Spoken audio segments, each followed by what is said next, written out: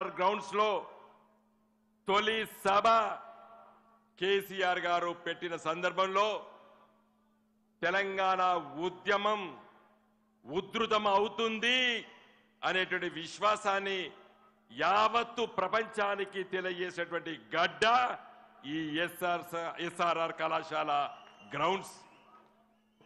మరి రాబోయే పార్లమెంట్ ఎన్నికల్లో తొలి సభ కూడా మన నాయకులు కేసీఆర్ గారు ఇదే ఎస్ఆర్ఆర్ గ్రౌండ్స్ నుండి ఇవాళ ఈ సభ ప్రారంభించి ఈ ఎన్నికల బరిలో మన గులాబీ జెండా తెలంగాణ రాష్ట్రంలో ఉన్నటువంటి 17 పార్లమెంట్ సీట్లు పోటీ చేసేటువంటి సందర్భంలో మన సభ మొదటి సభ.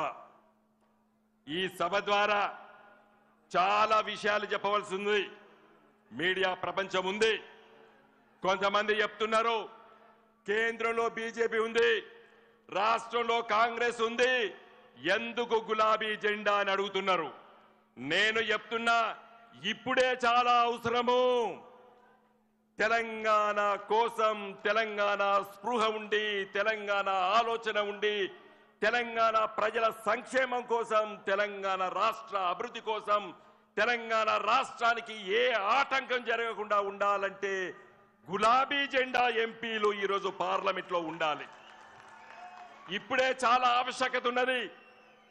ఏం చేస్తారో తెలియదు ఈ బీజేపీ కాంగ్రెస్ వాళ్ళు. 2014లో మీ దీవెనల వల్ల నేను పార్లమెంటుకు ఎన్నికైనా, ఇక్కడ కడియం శ్రీహరి గారు కూడా ఉన్నారు, మేమందరం పార్లమెంట్ సభ్యులం.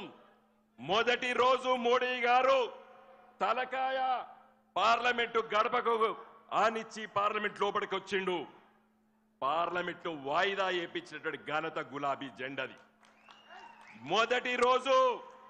ఎందుకంటే తెలంగాణ రాష్ట్రం కొత్త రాష్ట్రం, మనకు తెలవకుండా 7 మండలాలని ఆంధ్ర ప్రాంతంలో ఇప్పుడు జతకట్టింది బీజేపీ తెలుగుదేశం పార్టీతోని.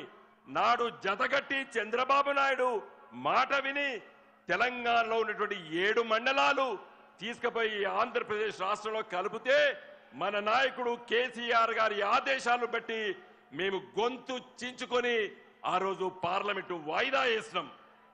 అంత శక్తి ఉన్నది ఈ గులాబీ జెండా శ్రేణులకి, పార్లమెంట్ సభ్యులకి. తదనంతరము పార్లమెంట్ లో చాలా విషయాలపైన పోరాటం చేసినాం.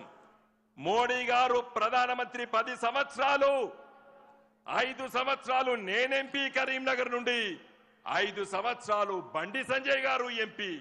నేను తీసుకొచ్చిన చెప్తా, ఆయన ఏం తీసుకొచ్చిందని అడుగుతున్నా. 5 సంవత్సరాల లోపల 5 రూపాయలు తీసుకురాలేదు కరీంనగర్ పార్లమెంట్ నియోజకవర్గానికి. ఇంతకుముందు మిత్రులు మాట్లాడినట్టు కరీంనగర్ నగరాన్ని 1000 కోట్ల రూపాయలు ఇవాళ కరీంనగర్ నగర అభివృద్ధి కోసం స్మార్ట్ సిటీ పేరిట తీసుకొచ్చినాం.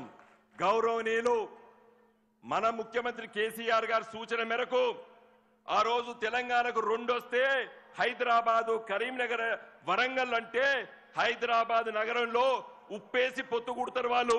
వద్దు, కరీంనగర్ ఆలోచించు వినోద్, మరి వస్తుందా అన్నారు. కరీంనగర్ అర్హత లేదు, 3 లక్షల జనాభానే, దానికి కావాలంటే 10 లక్షల జనాభా కావాలి.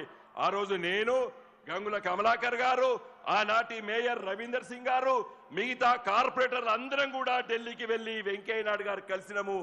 వారు సానుకూలంగా స్పందిస్తామని చెప్పిండ్రు. నేను పట్టుబట్టి ఇలా 1000 కోట్ల రూపాయలు ఇలా కరీంనగర్ నగర ప్రజలకు తీసుకొచ్చిన.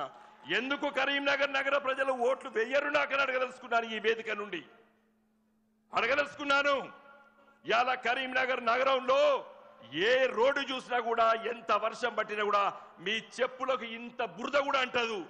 మరి ఈ సీసీ రోడ్లు, ఈ కరీంనగర్ నగరాన్ని ఇలా కేబుల్ బ్రిడ్జు